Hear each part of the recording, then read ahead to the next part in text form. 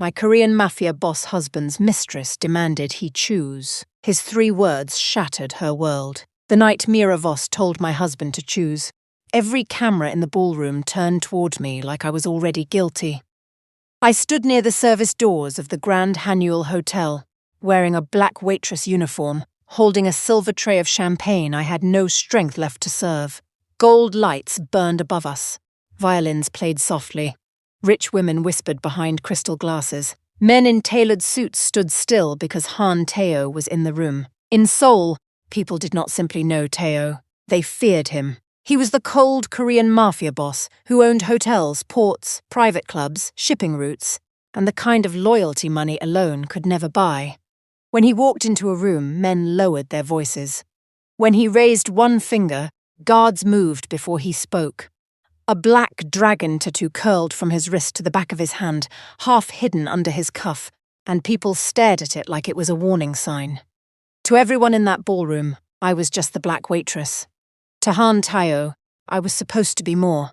I was his wife, not his girlfriend, not his secret lover, not a woman he kept around when he was lonely, his legal wife. For 2 years, I had worn his wedding ring on a thin gold chain under my uniform. For 2 years, I had listened to him say our marriage had to stay hidden because his enemies would use me. For 2 years, I believed secrecy was protection. That was the lie that almost broke me. Mira Voss stood beside him in a silver dress, smiling like a queen who had already taken the throne. She was beautiful in the way expensive things are beautiful. Perfect hair, perfect diamonds, perfect cruelty hiding under a soft voice. Her father owned luxury hotels across Asia. Her family wanted Tae-oh's empire. She wanted his last name. But there was one problem. I already had it. Mira walked toward me slowly, making sure everyone watched. She picked up a glass from my tray and looked down at my shoes. "So, this is the woman?" she asked. A few women laughed. I kept my back straight. Mira tilted her head. Tae-oh has always been generous to street things, stray dogs, broken businesses, lonely waitresses. The room went quiet enough for shame to breathe. Tae-oh stood across the ballroom, surrounded by his men. His jaw tightened. His eyes locked on mine. But he did not move. That silence hurt worse than her words. Mira stepped closer and lowered her voice, but not enough to hide it. "Did you really think a man like him would ever choose someone like you in public?" Then she poured champagne at my feet. Cold liquid splashed across my black shoes. Public humiliation, that was what she wanted. Not just to insult me, but to make sure I bent down in front of the same people who had ignored me for years. I did not bend. I looked at Tae-oh. Move, I thought. Choose now. But he stood frozen, trapped between the woman he had hidden and the empire he thought he needed. Mira smiled because she thought his silence meant victory.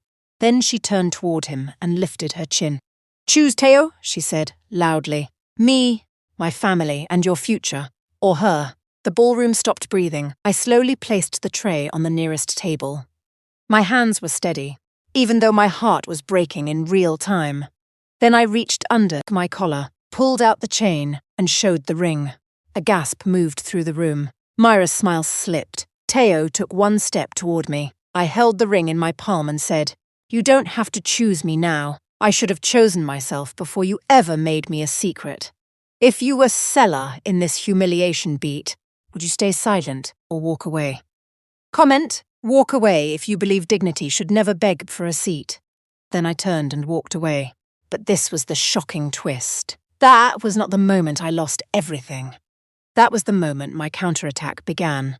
Before I became Han Tae-oh's hidden wife, I was Selah Monroe, a waitress at my aunt's soul food cafe near Itaewon. My Aunt Patrice raised me after my mother died. She was loud, honest, and impossible to scare. Her cafe was small, warm, and always smelled like butter, garlic, and peach cobbler. Soldiers came there when they missed home. Nurses came there after long shifts. Rich men came there in dark glasses, pretending they did not want comfort food. That was where Tae-oh first found me. It was raining hard that night. He came in alone, but 2 black cars waited outside. His suit was wet, his cheek was bruised, and his tattooed hand was wrapped in a white cloth. I knew immediately he was not a normal businessman. Normal businessmen did not make grown men lower their eyes through a window. I served him coffee and shrimp and grits. He stared at the food like kindness confused him. "You always feed strangers?" he asked. "Only the ones who look like they might fall over." His mouth almost smiled. Almost. After that, he came every Friday, same back booth, same black coffee, same quiet eyes following me as I worked. He never flirted like other men. He did not throw money around. He did not call me beautiful every 5 minutes. He just watched me like I was the only peaceful thing in his life. One night, after closing, he helped me carry trash bags outside. I laughed because I knew his men were probably horrified. "You clean tables and take out trash?" I asked. He looked at me. "For you, yes." That was how he got past my guard, not with diamonds, with quiet moments that felt real. 3 months later, he asked me to marry him in the cafe kitchen while my apron was covered in flour. "I do not know how to love properly," he said, "but I know I do not want to live in a world where you are not mine." I should have heard the problem in that sentence. Mine. Not safe, not respected, not seen, mine. But I loved the lonely man behind the dangerous one, so I said yes. We married at a small registry office on a grey Tuesday morning. No flowers, no guests except my aunt and one lawyer. Tae-oh wore a black suit. I wore a cream dress from a thrift store. My aunt cried so hard the clerk handed her tissues. For a while I thought our secret marriage was romantic. Then the secret became a cage. Tae-oh never took me to public events, never introduced me to his board, never corrected articles that called him single. When I asked why, he always said the same thing. "My enemies would use you." At first I believed him. Then I noticed his enemies knew where his cars went, where his guards lived, which clubs he owned, and which politicians owed him favours. But somehow nobody knew about me. That was when protection started to feel like shame. His nephew Roan was the first person from his family who treated me like I mattered. Roan was 10 years old, too smart, too hungry, and too lonely. He found my cafe one afternoon after sneaking away from his driver. "1 beef stew," he said, climbing onto a stool. "And don't call my uncle." I leaned closer. "Who is your uncle?" He narrowed his eyes. "That depends. Are you loyal?" I laughed for the first time in days. Roan kept coming back. "He said the Han mansion was cold," he said. His uncle drank black coffee alone and stared out windows like someone had stolen his soul. He said nobody at that house hugged anyone unless it was for a funeral. At my cafe, he ate cornbread, helped Aunt Patrice wipe tables badly, and called me Auntie Selah before anyone in Tae-oh's world knew I had the right to that name. One day he saw the ring chain under my shirt. His face became serious. "Why does Uncle hide you?" I looked away. "He says it keeps me safe." Roan frowned. "Then why do you look sad?" Children cut through lies faster than lawyers. I had no answer, so I smiled and touched his hair. Maybe some men are strong in the wrong places. Roan looked toward the window, where Tae-oh's black car had just pulled up. "Then Uncle needs to learn better." He was right, but by the time Tae-oh learned, I was already preparing to leave. Mira Voss entered my marriage like perfume in a room where someone was trying to hide smoke. At first she was only a name in business articles. Then she became a photo beside Tae-oh. Then she became a rumour. Then she became the woman hotel staff called Mr. Han's future wife while I carried coffee past them in uniform. The first time I heard that, I almost dropped the tray. Almost. But women like me learn early how to keep moving while our hearts are breaking. I showed Tae-oh the headline that night. Han Voss Union, expected to reshape luxury hotel market. He looked tired. "It is business," he said. "Is marriage business too?" His jaw tightened. "You know what we are." I laughed softly. "Do I?" He reached for me. I stepped back. That was the first night I slept without the ring around my neck. After that, Mira became bolder. She came to my aunt's cafe wearing sunglasses and a white coat that cost more than our monthly rent. She looked around like poverty might stain her. Aunt Patrice stared at her from behind the counter. "You ordering food or judging the paint?" Mira smiled. "Tea." She did not drink it. She only watched me serve other customers. When I brought her check, she placed a white envelope under the cup.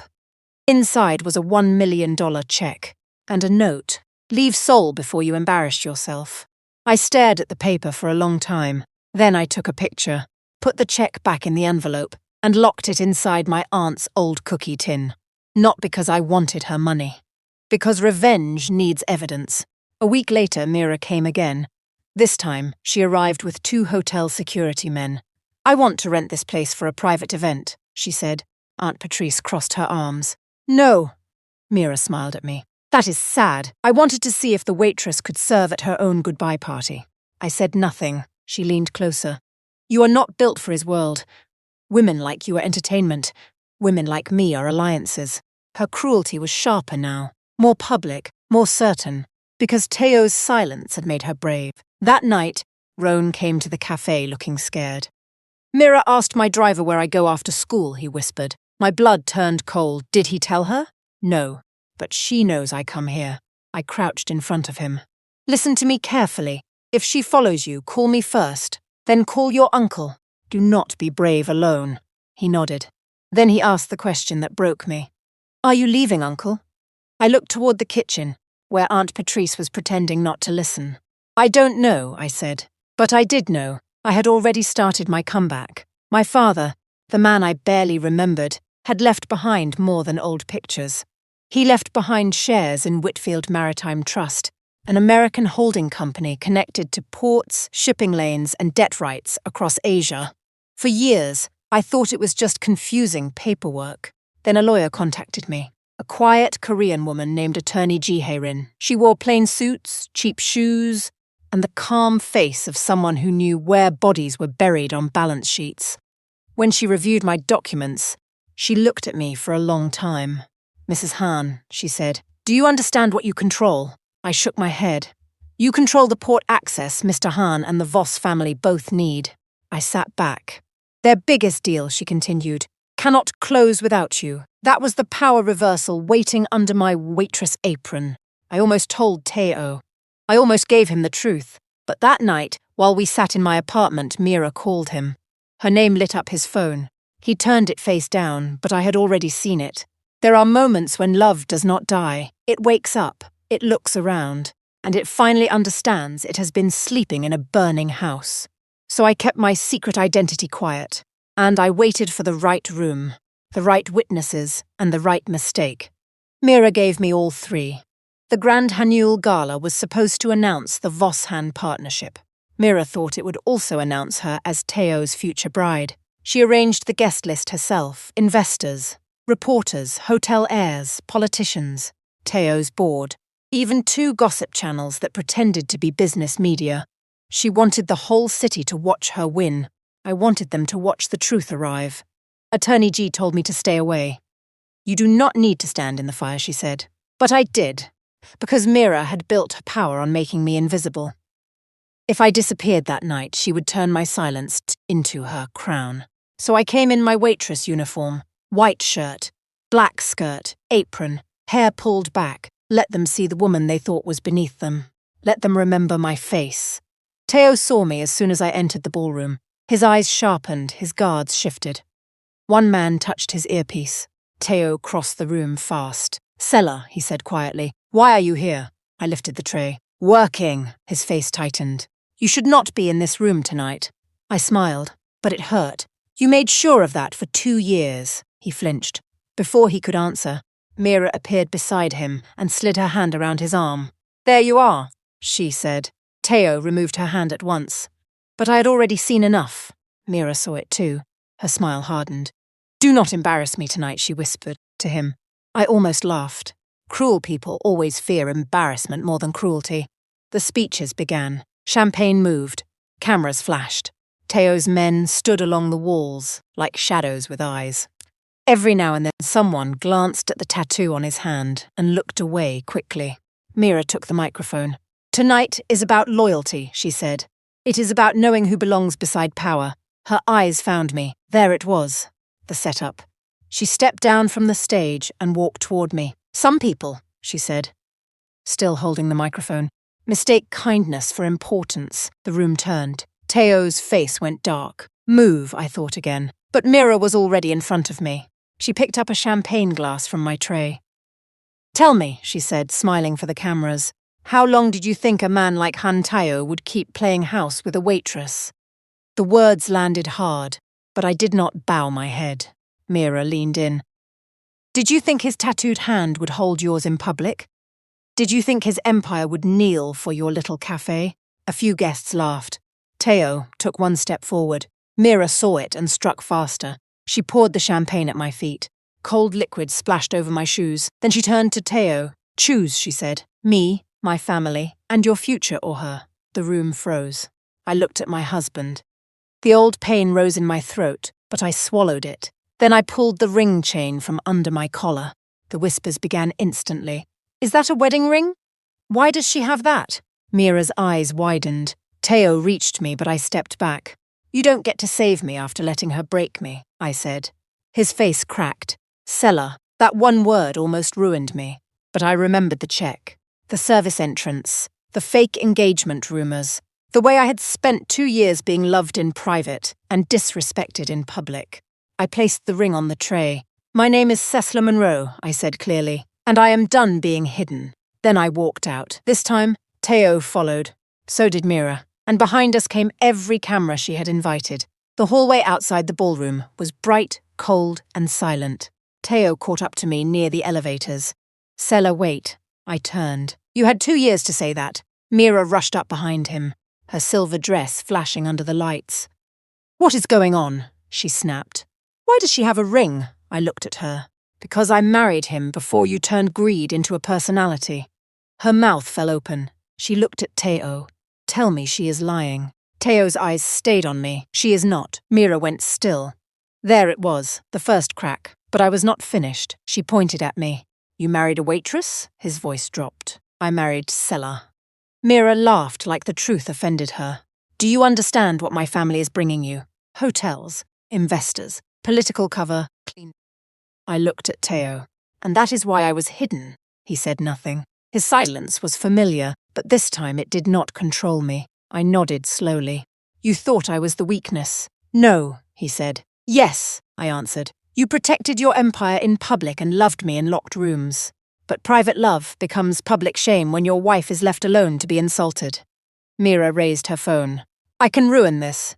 I can ruin both of you. The press will love this story.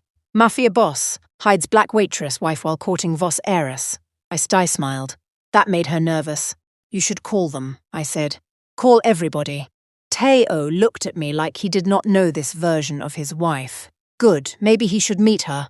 I took out my phone and sent one message to Attorney G now. The elevator doors opened. Attorney G stepped out with 2 trust officers and a digital records specialist. She looked calm enough to frighten everybody. Good evening, she said. Mira snapped. Who are you? Legal representative for Selah Monroe Han, Attorney G said, and acting counsel for Whitfield Maritime Trust. The hallway went silent. Mira's face changed. Tae-oh looked at me. Whitfield? He asked softly. I held his gaze. The trust your expansion deal needs. Attorney G lifted a folder, Mrs. Han controls the port access and debt conversion rights tied to the Mira Voss expansion. No legal closing can proceed without her approval. Mira shook her head. Impossible. Attorney G turned a page. Also included is evidence of Ms. Voss attempting to pay Mrs. Han $1 million to leave Seoul. She showed the scanned check. Mira stepped back. There it was. The face slap. Not with a hand. With proof. This is the turning point. Comment, counterattack, if you knew Selah was not weak. She was just waiting for the perfect moment. Tae-oh turned to Mira. His expression became so cold that even her father's guards stepped away. You paid my wife to disappear, Mira swallowed. I was protecting your future. My future, he asked. Yes, she said quickly. Your empire, your name, your bloodline. I did what you were too emotional to do. That was her final mistake. She thought Tae-oh's silence meant he did not love me. But silence was not proof of no love. It was proof of cowardice. And now even he could see it. Tae-oh turned toward the ballroom doors. Then he reached for my hand. I looked down at his tattooed fingers, then back at his face. I am not going back in there to be saved, I said. I know, he answered. You are going back in there to be seen. For once, he said the right thing. So I let him take my hand, and together, we walked back into the fire. When we entered the ballroom again, the entire room fell silent. Tae-oh walked straight to the stage, holding my hand where every camera could see it. Mira followed behind us, but her confidence was gone. Her father stood near the front table, his face tight with anger. Tae-oh's board members whispered urgently. His guards lined the walls, waiting for one command. Roan appeared near the front row in his school blazer, holding a container from my cafe. He looked at me, then at his uncle. Then he mouthed, "Say it." That child had more courage than most adults in the room. Tae-oh took the microphone. For a moment he said nothing. I felt my chest tighten. Please, not silence again. Then he looked at me, and finally, my husband spoke. "There will be no engagement to Mira Voss." Gasps rose across the ballroom. Mira's father slammed his hand on the table. "Mr. Han, be careful." Tae-oh did not even look at him. "I have been careful for too long," he said, and my caution became cruelty. The room quieted. He turned toward the crowd. "This woman is not my employee. She is not my secret. She is not charity. She is not a weakness in my empire." He lifted our joined hands. "She is my wife." The ballroom exploded with whispers. Mira shook her head. "Tae-oh, stop!" He looked directly at her. "You asked me to choose." Her lips trembled. Then came the 3 words, "I choose Selah." 3 words, simple, clean, final. They shattered Mira's world. Not because he embarrassed her, because he chose me in the exact room where she tried to destroy me. Mira's face twisted. "You will lose everything." Tae-oh looked at me. Then he said, "Then I lose it." For 2 years I had dreamed of hearing him say something like that.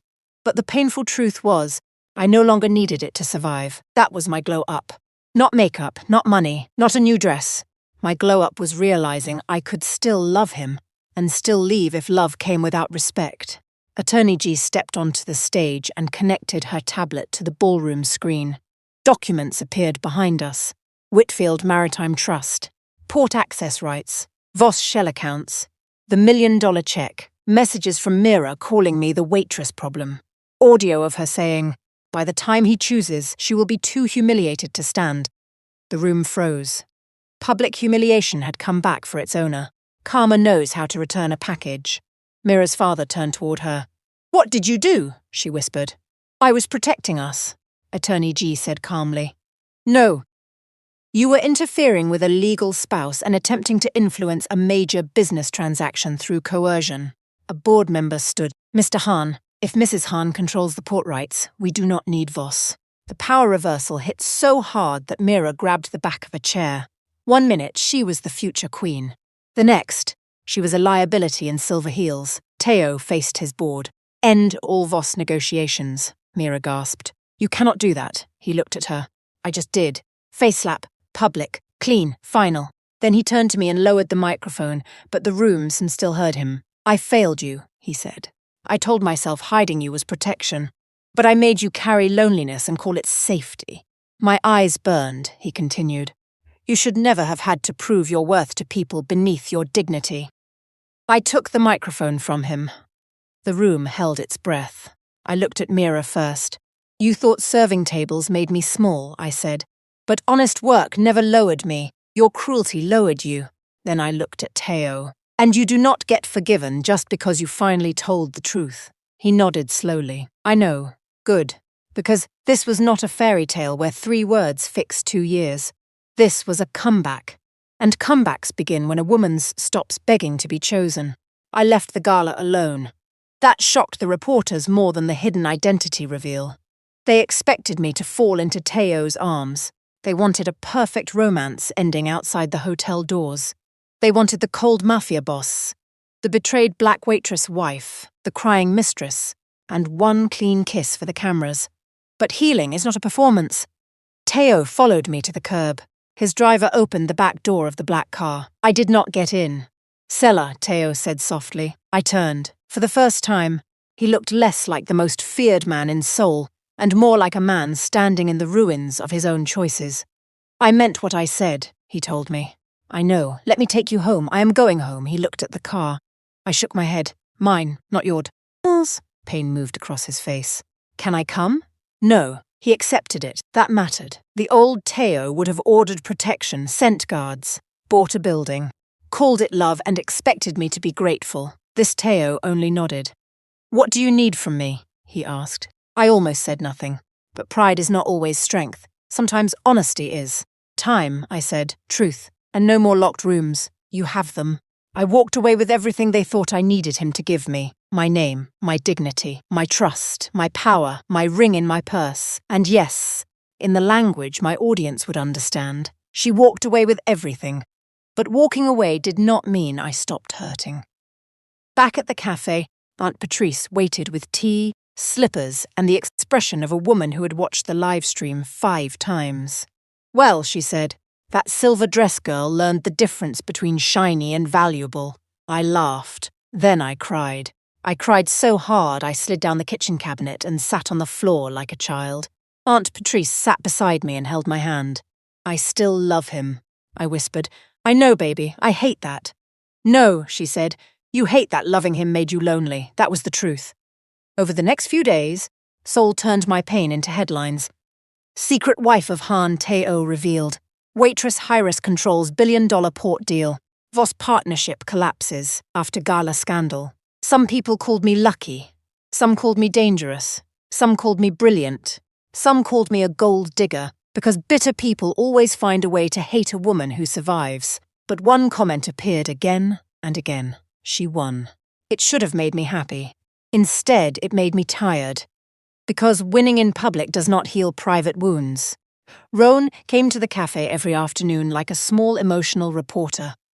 Uncle is suffering correctly, he announced one day. Aunt Patrice nearly dropped a pan. Correctly, Roan nodded. He is not drinking, he is reading marriage books. Bad ones, but still. I laughed to spite myself. He also fired 2 advisors who told him to deny you, Roan added. And he made the guards stop calling you a security risk. That mattered. Not enough. But it mattered. Tae-oh did not flood my apartment with flowers. He did not send diamonds. He did not try to buy forgiveness. Instead, he sent one handwritten letter every night. The first said, I stared at your empty side of the bed and understood that I made you feel empty while standing beside me. I am sorry, the second said. I used enemies as an excuse. The truth is, I was afraid to be seen needing someone. The third said, protection without respect is control. I understand that now. I did not answer, but I read every word. That was the part nobody online saw. Revenge exposed Mira. But healing forced me to face myself. 3 weeks later, Mira made one final move. People like her rarely accept karma the first time. She filed a private complaint, claiming I had manipulated Tae-oh, hidden my identity, and used our marriage to steal the Voss deal. It was desperate. It was also perfect. Attorney G smiled when she read it. She opened the door, she said. To what? To full disclosure. That was how we ended up in a closed-board hearing inside Haniel Tower, with Tae-oh's directors, Voss lawyers, trust officers, and one furious Mira sitting across from me. This time I did not wear a waitress uniform. I wore a cream suit, Aunt Patrice said, made me look like money with manners. My hair was down, my ring was still in my purse. Not hidden, just not returned. Tae-oh sat across the room, not beside me. That was my choice. Mira's lawyer tried to paint me as a woman who planned to trap a powerful man. So, Mrs. Han, he said, you expect us to believe you worked as a waitress while controlling assets worth millions? Yes, I said. Why? Because work is not shameful. He paused. I continued. And because my mother taught me never to spend money I did not understand. A few board members shifted. He tried again. Did you hide your identity to enter the Han family? No, I said. I hid my identity because people like your client respect money more than character. Attorney G lowered her eyes to hide a smile. Mira leaned forward. You think you are better than me? I looked at her calmly. No, I think I made better choices than you. Her face reddened. Then Attorney G played the recordings. Mira telling hotel staff to keep me away from cameras. Mira ordering fake engagement rumors. Mira approving the check. Mira laughing and saying, by the time he chooses, she will be too humiliated to stand. The room went silent. That sentence destroyed her. Not because it was illegal by itself, because it revealed her heart. Mira's lawyer stopped taking notes. Then Tae-oh stood. Every person turned toward him. His tattooed hand rested on the table, the dragon visible under the lights. For years, he said, I believed fear made me careful. I allowed that fear to harm my wife. I will not ask her to clean up the consequences of my silence. Not one spoke. He looked at Mira. You wanted me to choose in a room full of people. I will choose again in a room full of records. Mira looked down. I choose my wife's dignity over your family's money. I choose truth over convenience. I choose the woman I should have honored from the beginning. My chest tightened. Then he looked at me. And if she never returns to me, I will still protect her name. Not because she belongs to me. Because I was wrong. That was different. That was not ownership. That was accountability. The complaint was dismissed. The Voss deal was terminated. Their shell accounts were referred for investigation. Mira walked out of the boardroom with no cameras chasing her. For once, nobody followed. That was the quietest revenge. People who live for attention fear silence more than punishment. After everyone left, I stood by the window, looking down at Seoul. Tae-oh remained near the door. Are you okay? He asked. I smiled a little. I am tired of that question. What should I ask? I turned toward him. Ask what I want. He nodded slowly. What do you want, Selah? That question broke something open, because I had waited 2 years for my husband to stop deciding my life for me and finally ask. I want the cafe expanded, I said, not turned into a luxury brand. Aunt Patrice keeps control. Together, he said. I want the trust to fund scholarships for girls who think survival is the same thing as dreaming. Together. And I want our marriage out of the shadows, whether we stay married or not. Pain crossed his face, but he did not run from it. Together, he said again. For the first time, that word felt real. 3 months later, the cafe reopened with a new sign. Monroe House. Not Han, not Hanuel, not Voss. Monroe. Aunt Patrice cried when the sign went up, then threatened to fire anyone who called her emotional. The place was bigger, but still warm. Same cornbread, same peach soda, same old family photos. But now there were scholarship letters on the wall, community tables in the back, and a small stage for young women to tell their stories. Tae-oh came that day without guards inside. That was new. He wore a simple black coat, no tie, and no king of the city expression. He stood in line like everyone else. Aunt Patrice made him wait longer than necessary. On purpose. Roan laughed so hard he had to sit down. When Tae-oh finally reached the counter, I looked at him and said, "What can I get you, sir?" His mouth curved. It was small, but it was real. "Coffee," he said, "and whatever my wife recommends." The cafe went quiet, not shocked like the Gala. Warm quiet, the kind that gives a woman space to choose. I reached under the counter and took out my ring. His eyes dropped to it. "I am not wearing this because you chose me in public," I said. He swallowed. "I am wearing it because I choose myself now, and from that place I can decide if I still choose you." He nodded. "That is all I want." "No," I said gently. "You want forgiveness." His voice was rough. "Yes, you will have to keep earning it." "I will." The man in front of me was still dangerous, still powerful, still carrying shadows I would never fully understand. But he was no longer hiding me behind them. That mattered. I slid the ring onto my finger. The cafe erupted. Aunt Patrice shouted, "Do not clap too loud. He is still on probation." Everybody laughed, even Tae-oh. Later that evening, a reporter outside asked if I felt like I had gotten revenge. I thought about Mira losing her deal. I thought about the hidden identity reveal. I thought about the public humiliation, turning back on the people who created it. I thought about the counterattack, the power reversal, the comeback, and the way the whole city had watched a waitress become a woman nobody could dismiss. Then I thought about myself standing in that ballroom with champagne on my shoes, refusing to bend. "Yes," I said, "but not the way people think." The reporter leaned closer. "What do you mean?" I looked through the cafe window. Tae-oh was inside, helping Roan carry plates badly while Aunt Patrice corrected him like he was new staff. I smiled. "Real revenge is not becoming cruel like the people who hurt you," I said. "Real revenge is healing so deeply that their cruelty can no longer define you." That line went viral. But my favourite comment came later, under a gossip post about Mira leaving Seoul. She tried to replace a wife and ended up introducing the queen. I laughed when I read it, because it was almost true. Almost. No one introduced me. I was already there, they just refused to see me. If this payoff satisfied you, comment, "She won," because Selah did not just get revenge, she got her name, her dignity, and her future back. 1 year after the gala, I stood in the same grand Hanuel ballroom again, This time, I was not holding a tray. I was holding a microphone. The event was for the Monroe House Scholarship Fund. Young women filled the front rows. Some were black, some were Korean, some were mixed. Some came from money. Most did not.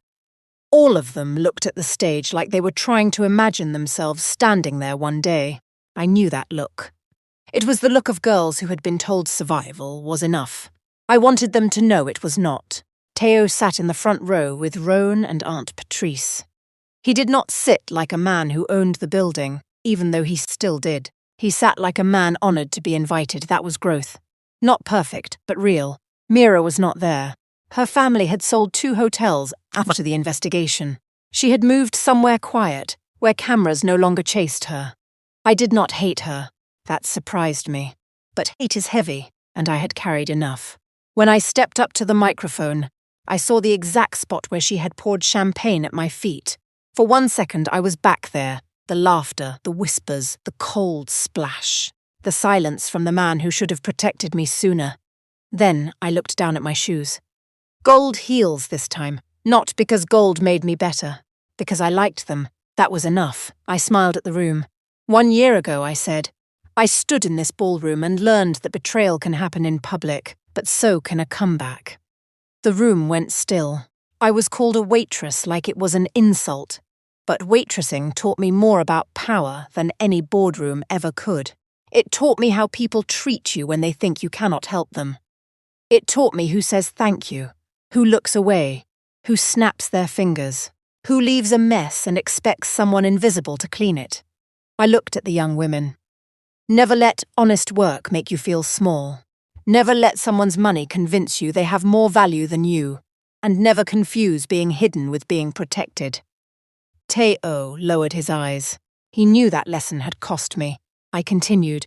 A woman does not become powerful when rich people finally clap for her. She becomes powerful the day she stops begging people to see what God already placed inside her. Aunt Patrice wiped her eyes. Roan clapped too early, then pretended it was on purpose. I laughed, and the room laughed with me. Then I gave them the lesson that closed the whole story. If someone only chooses you when losing you becomes expensive, do not rush to call it love. Watch what they do when there is nothing to gain but your trust. Love without respect is just another pretty cage. But dignity, once you claim it, becomes a key no one can take back. When I stepped down, Tae-oh stood, not to take the stage, not to rescue me, just to meet me at the bottom of the steps. He held out his hand. This time there was no secret, no shame, no hidden door, no mistress waiting with a microphone. Just my husband still learning, and me no longer waiting to be chosen. I placed my hand in his. Roan ran up and hugged us both, almost knocking us over. Aunt Patrice yelled for him to stop wrinkling my dress. Cameras flashed, but I barely heard them, because the loudest thing in that room was peace. Not perfect peace, earned peace. The kind you get after betrayal tries to bury you, revenge tries to harden you, and grace teaches you how to rise without becoming the thing that hurt you. That was the real ending. Not that Mira lost. Not that Tae-oh finally chose me. Not that the world learned my secret identity. The real ending was this. I chose myself first. And from that moment on, every room that tried to shame me had to make space for the woman I became. I was Selah Monroe Han, a waitress, a wife, a daughter of a hidden legacy, a woman who walked away with everything that mattered. And yes, she won.